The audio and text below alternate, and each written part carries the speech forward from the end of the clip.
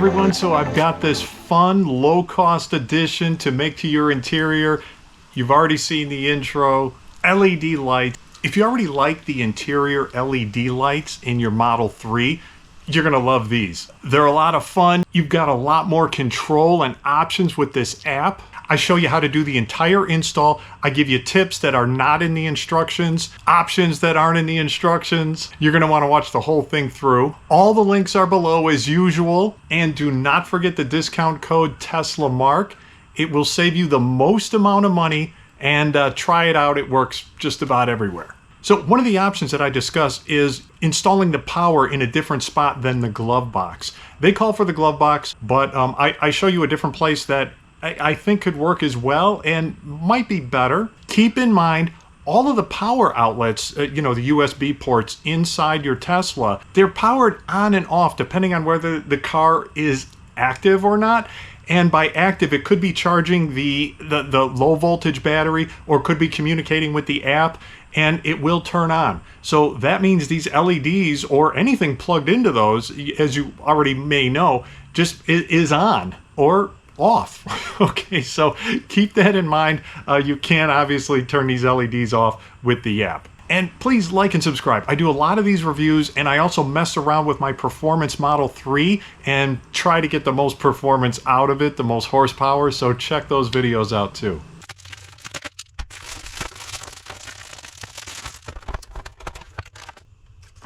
Installation manual, which you don't need because you got me.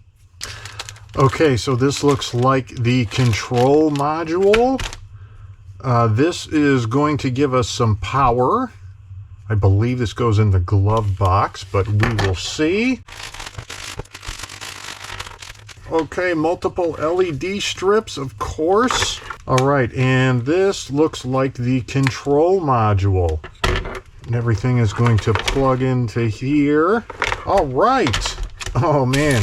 And yeah, some double-sided tape. All right, this is going to be cool. All right, let's get this installed.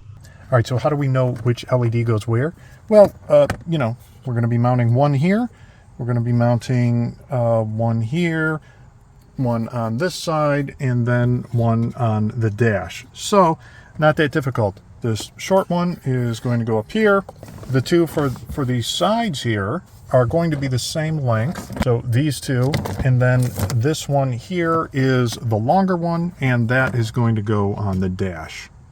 All right, so we got everything plugged in, including the drive to save Sentry and all that kind of stuff. And step one, test all the lights before you start running the cords all over the place. Cool, digging these lights already. So yeah, let's start running the wires, get this stuff going. So this is the Magic Lantern app that you use to control the LEDs, and the quickest way to get there is by scanning the QR code on the control module, which gets you to the Play Store or the Apple Store, and download it. I think it did a quick Bluetooth connection to the LEDs, and you know, it now every time I turn it on, it's just off and running. It was just like, it just kind of did it. Really nice. All right, let's start with the driver's side, and we're going to tuck this cable into here, and then we're going to tuck this in behind it. Then we're going to hit the passenger side, and then finally the dash. All right, so I didn't shoot the video of the install on the driver's side, but it is really the same as the passenger side. Just do this one first, because you need to run the cable through there before you put that LED in. All right, so turns out the best way to get this in for the most part is just to kind of wedge it in there. But there are some spots that it just doesn't want to go in. So I was trying to kind of finesse it in with a pry bar and stuff, but man, I don't know. I think just kind of brute force pushing it in might be like the best way. Some spots it goes in kind of nice and easy, and other spots it just doesn't want to go in. It's kind of grooving the thumb here a little bit. Actually, all my fingers. I don't know, if you play guitar, this might be your thing. Okay, and finally the center console, which I believe should be, it's almost too easy. All right, this molding just basically comes right off. Don't yank too hard here. It is attached back there, so it doesn't need to be unattached back there. So just kind of pull this off here. This just comes out this way. When you put it back, just watch for these two things here. They have to kind of go in like that and then push it back in. You may be able to just pull it up like this. You may need to get a pry tool in there and pry it up a little bit, but that really comes off. It's not a big deal. So now I got to figure out the best way to put this in here. I'm not sure if it's going to be like a press and fit or we have to potentially use this tape. Let's find out. Okay, so using that little screwdriver and these needle nose, I was able to get this out. Be careful not to drop this down there. Wouldn't be a massive tragedy. It would probably just fall down right in there. But anyway, now let's feed this up here. Okay. And yeah, it did help to have this lit up. First, we have to center this.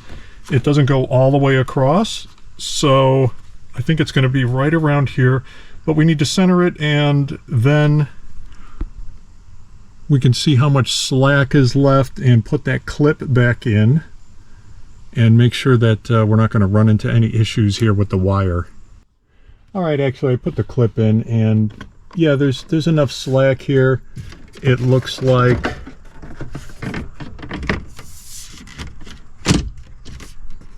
there's going to be enough room for that tab to fit in there too, so I think we're all good as far as that goes. Now we do need to use the double-sided tape all the way across, so I'm going to get some alcohol and rub all this down and lay some tape. Okay, so what I think is going to be the easiest way to do this is to put the tape on the LED strip first, and then what I'm going to do is peel the backing off, but not all the way, just, I don't know, a little ways down, and start sticking it down little by little and then pulling the backing off as I go. Because if you pull the backing off all the way, as you can imagine, this thing kind of flops around a lot and it's going to be hitting and sticking to everything. So I think that's going to be the best way to do it. All right, we've got the tape on here all the way across. I pulled some of the backing, and I'm just going to line it up. So then you just pull the tape away and keep going.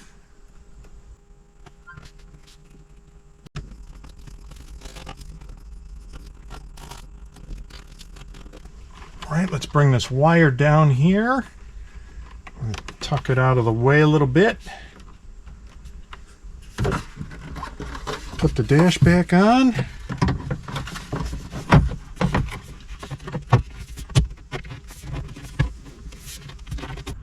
All right, it turns out I needed to bring these LEDs out just a little bit because this was blocking the view. It looked kind of like this. So this is, you know, from my vantage point, my eye line.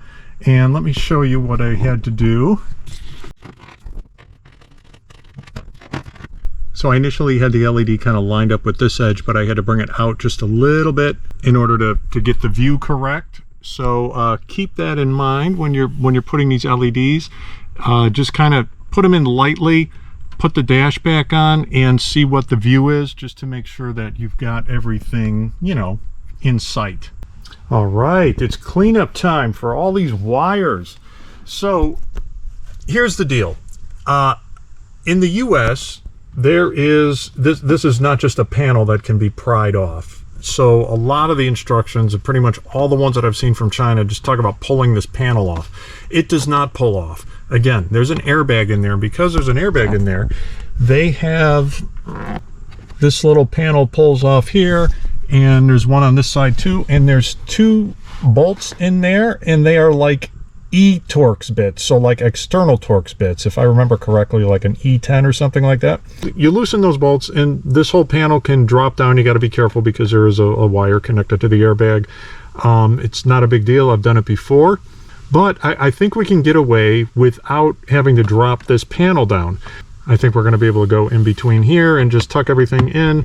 However, this panel back here also I think just drops down even without dropping this. So you could kind of run everything back here. So I'm going to first try to tuck everything in here and see how that goes.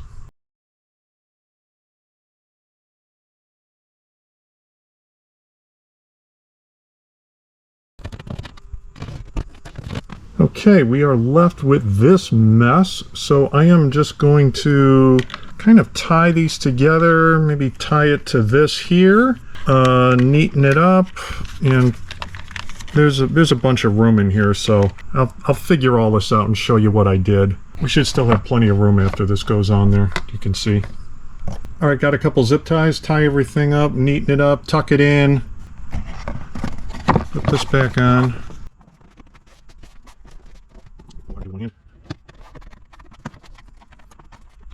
Okay, let's go back in.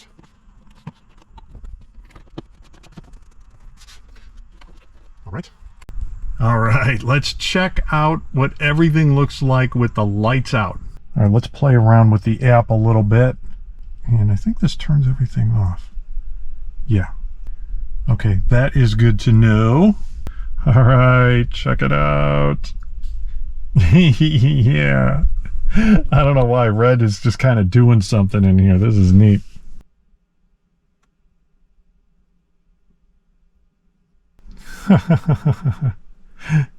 All right, and then you can adjust the brightness.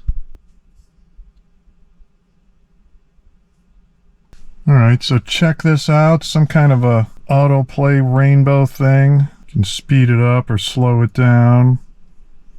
Nice. Oh, it's kind of neat.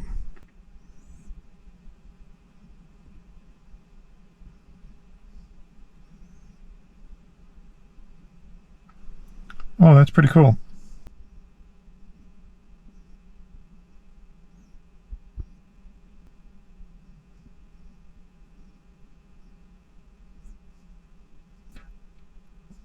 Okay, you can also set it to listen to music, and it will supposedly bounce to the music. I tried it, and you know, it's you know, it works kind of okay. It does kind of bounce to the beat of the music. I can't really put it on here. The video will get flagged. You know, it's okay. And then they also have some music in here that is built in or you can download, and it's supposedly synchronized to that music. So, you know, okay. And all right, I guess you can schedule it too. You know, okay. This is pretty cool. This is pretty neat. Let's see what it looks like with the whole car like on. All right, so these are the Tesla lights, and then obviously you can sync these right up with them. Yeah, that's pretty neat.